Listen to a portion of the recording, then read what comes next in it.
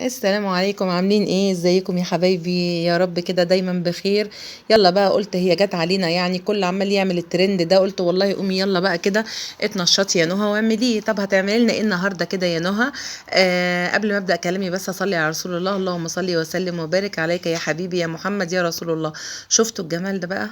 شفتوا الحلاوه؟ شفتوا الطعامه من اقل حاجه، من مكونات بسيطه. استنوا اما اعمل زي بتوع الفيديوهات بقى اللي بصوا عايزين يجيبوا بقى مشاهدات عاليه قوي. يقول لك بصي من كل المكونات اللي موجوده في البيت، عندك كل المكونات. بص تلاقي بقى حاطه لك كريمه لباني، وحاطه لك مش عارفه سيمون فيمي، وحاطه لك ايه. بصي ببقى عايزه كده امسكهم كده ايه يعني، اجيبهم من شعرهم. المهم ما علينا. النهارده هعمل لكم بقى، عايزين سموها زي ما سموها الليزي كيك، سموها معجون الشوكليت بالبسكوت، سموها شوكولاته بالبسكوت، صينيه شوكولاته بالبسكوت، يعني ايا كان، بس هي اسمها الليزي كيك او اسمها معجون الشوكولاته بالبسكوت. اي نوع بسكوت عندك بقى زي ما انت شايفه كده يا ست الكل. هاتيلك باكوين بسكوت اللي هو العادي، بسكوت الشاي، اي نوع تحبيه بس يكون خفيف كده يعني. و او مثلا نص كيلو اللي هو البواكي اللي بتتباع بالكيلو، زي ما انت شايفه كده. هجيب بقى البسكوت الساده بتاعي كده، وتجيبي البوله الحلوه بتاعتك، وتبداي تكسري بطريقه عشوائيه البسكوت بتاعك. تمام كده؟ تكسريه. انا مش عايزاه يعني ما تفرمهوش في الكبه، لا انا عايزاه كبير، يعني عايزاه قطعه كده، عشان ما تيجي بقى تقطعي القطعه الحلوه اللي انت شفتيها باكلها كده في اول الفيديو، تحسي بطعم البسكوت، ما يبقاش مفروم زي الطرطاد. تمام اهو، جبنا البوله بتاعتنا، حطينا البسكوت، هنكسره بشكل عشوائي. وبعد كده طبعا هو حلى على البارد، يعني الحلى ده مش هيدخل الفرن. طيب مكوناته ايه؟ باكوين بسكوت ساده زي ما انت شايفه. عايزه بقى معلقه شوكليت خام، معلقه نشا، كوبايه لبن. بس هو دي المعجون اللي احنا هنخلط فيه البسكوت بتاعنا. تمام كده؟ تمام. وبعد كده عندك بقى شوكولاته عايزه تحطيها على الوش حطيها. عندك مثلا كريمه لباني، وانا بحكي لك قصه الفيديو كلها يعني. عندك كريمه لباني تسيحي فيها كده بار شوكولاته، عندك اي نوع تحبيه. تمام. عندك نوتيلا، تمام، يعني مشي حالك باي حاجه عندك. ما عندكيش خالص ما فيش اي مشاكل. يعني عايزه اقول لك انا جيت ازوق الوصفه بتاعتي دي، ما لقيتش عندي. هو المفروض تزوق مثلا بشوكولاته، فالشوكولاته كانت خلصت. طيب نزوق بايه؟ وعايزه اقول لك بيدي تيست روعه فظيع. ايه هو بقى التيست اللي بيديه؟ الليمون. قمت بشره ليمونه خضرة كده، ادت بقى كده شكل الفستق. هو احنا مش معنى ان ما عندناش فستق مش هنزوق، لا والله هنزوق، والناس هتفتكر ان ده فستق وده ليمون يا جماعه، عشان تبقوا عارفين يعني. بشر ليمون وحبه كورن فليكس كده من بتاع بنتي، ومية مية طلع احلى صينيه ليزي كيك. المهم بقى الرغي ده كتير جدا يا جماعه. تعالوا بقى، قطعنا هنا او كسرنا البسكوت بشكل عشوائي كده. هجيب بقى الكسرولة بتاعتي او الحله او اي حاجه بقى انت بتحطيها على النار، هتجيبيها وتحطي فيها كوبايه لبن اهو بالشكل اللي انت شايفاه ده كده. كوبايه لبن واحده بس. يعني بصي هي مواصفاتها او قصدي مكوناتها سهله ازاي بجد، دي يتقال عليها في كل بيت. مفيش بيت ما فيهوش لبن، ما فيهوش كاكاو خام، ما فيهوش نشا.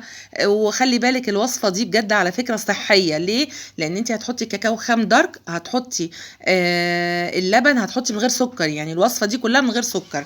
هي بس الشوكليت اللي هيتحط فيها على الوش، او اللي هيتحط برده في المعجون اللي هنعمله على النار ده، هو بس ده الماده السكريه بتاعتها. حطينا كده كوبايه اللبن، وريتك انا المعلقه المعياريه بتاعتي. هحط معلقه نشا، ودي هنا معلقه كاكاو خام، معلقه بس، يعني معلقه نشا معلقه كاكاو خام وباكو فانيليا. وتقومي على البارد كل ده، وتقومي بعد كده ايه رافعاه على النار. حلو الكلام، حلو الكلام. يلا بينا بقى ايه، ده كده الفانيليا هننزلها. صلوا كده على رسول الله، وانتوا دايما بتعملوا اي وصفه من وصفاتكم اقروا سوره لإلاف قريش، دي جميله بتدي بركه كده في الاكل اللي انت بتعمليه، ويعني حلوه صراحه عن تجربه بتبقى جميله. بنقلبه كده على البارد، وبعد كده هرفعه على النار. طبعا ما بتاخدش ثواني، هي كوبايه ومعلقتين ما فيهاش اي حاجه خالص. وما تحطيش فيها سكر عشان ما تيجي تاكلي القطعه ما تحسيش انك جزعانه كده، يعني فاهماني؟ تاخديها بقى مع كوبايه القهوه بتاعتك، مع كوبايه النسكافيه، اوعى وشك. هنا بقى بعد ما انا عملت الخليط اللي قلت لكم عليه ده، بتقومي نازله بقى ببار شوكولاته. انا كانت عندي القطعه الصغيره دي شوكولاته بيضه، وبعد كده هدوقها هحس ان هي لا ناقصه سكر جامد جدا، وانا قلت مش هحط سكر. طيب هتحطي ايه يا نهى؟ هقوم نازله بمعلقه نوتيلا، معلقه حلوه كده توصي بيها، معلقه نوتيلا تنزلي بيها في الخليط ده، والسكر بتاعها كده هيبقى مظبوط جدا. يعني هتبصي تلاقي نفسك تاكلي قطعه والتانيه وانت مش حاسه ان هي سكر خالص، مع ان انت لما تشوفي الصينيه تقولي ايه ده تقيله قوي. لا هي مش تقيله ولا حاجه. اهو كده هنزل بقى بالبسكوت اللي انت شايفاه ده كده على الخليط بتاعي وهو سخن على طول مره واحده كده، ونقعد نقلب فيه. وكده يعتبر الوصفة بتاعتي خلصت. طب بالله عليكم في اسهل من كده؟ مفيش اسهل من كده. يعني قومي بقى دلوقتي تنشطي واعمليها وابعتيلي في الكومنتات. واهو بصي قلبتهم مع بعض كده بالاسباتيولا بتاعتي، روعة روعة يا جماعة، حلوة جدا. تجيبي بقى القالب بتاعك، يا ريت يبقى القالب بتاعك مستطيل او مربع، دي تبقى تساعد انها تطلع تتقطع احلى. وخلي السمك رفيع جدا. يعني بصي زي ده كده حاجه رفيعه جدا، عشان القطعه طبعا كل ما كانت رفيعه كل ما كانت احلى. عايزه تحطيها في حاجه يعني عريضه شويه مفيش مشاكل، بس دي بتطلع النتيجه افضل. اهو هحطها بقى كده وافردها، ويعتبر الوصفه بتاعتنا خلصت. انا بقى المكون او الاضافه اللي هضيفها على الوش دي يعني حاجه جماليه اكتر كده. ويا ريت ما تنسيش تكتبي لي في التعليقات زي ما بقول لك كده في كل فيديو انت بتشاهديني منين، لان ده بيسعدني جدا. اما بلاقي مثلا حد معلق لي من العراق، من المانيا، حبايبي طبعا ومتابعيني وفانزاتي الجمال اللي بحبهم بموت فيهم، ما بيكتبوا لي كده، انا صراحه ده بيسعدني جدا. اهو كده هبدا ان انا افردها. فردتها كويس جدا وما شاء الله كل ده بباكوين بسكوت بس. يعني بصي مفيش اجمل من كده. عندك باكو واحد اعملي بالباكو الواحد ونصصي الكميه، مفيش اي مشاكل. يعني مفيش حاجه توقفنا ولا حاجه ايه، ولا حاجه تقف قدامنا. الوصفه هنعملها يعني هنعملها. ما عندكيش اي حاجه من اللي انا قلتها مشي حالك واعملي هتطلع حلوه برضو مفيش مشاكل. اهو هنا بقى دي كده كانت نوتيلا على بار شوكولاته عندي، حطيتهم على بعض ودخلتهم الميكرويف شويه، وحطيت فيهم قطع بندق اللي انت شايفاها مكسره دي كده، وتفرديها على الوش بالشكل اللي انت شايفاه ده كده اهو. روعه يا جماعه، عايزه اقول لك روعه. طبعا شكلها كده ايه، لا محتاجه ايه اللون ده يتكسر شويه. فعندي ايه، ما عنديش حاجه زين بيها، لقيت بقى الليمونه خضرا كده، قمت بشراها زي ما انت هتشوفي كده معايا، وادت شكل جمالي تحفه. وكمان اللي هو الكورن فليكس. وعملتي احلى صينيه بقى لاولادك وتفرحيهم بيها. ولو عندك ضيوف، الوصفه دي يا جماعه ما بتعملش 10 دقايق بتكون خلصانه يعني. اهو كده طبعا قطعتها قطع